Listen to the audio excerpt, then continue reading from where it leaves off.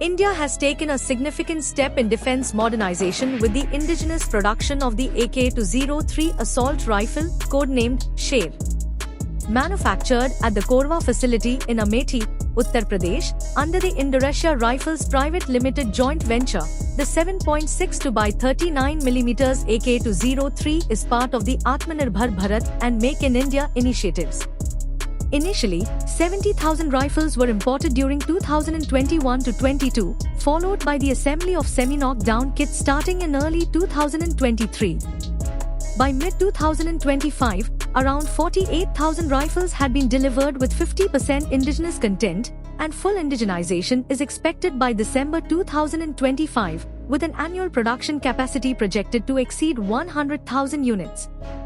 Featuring a 415 mm barrel, an unloaded weight of approximately 3.8 kilograms, an effective range of 800 meters, and a 30-round magazine, the AK-203 incorporates modern elements such as Picatinny rails, polymer furniture, corrosion-resistant materials, and an adjustable folding stock, making it durable and adaptable for various combat scenarios. The Indian Army plans to procure over 600,000 rifles to replace the aging INSAR series, while law enforcement agencies like the Kerala Police and Central Armed Police Forces (CAPFs) have also started adopting the weapon.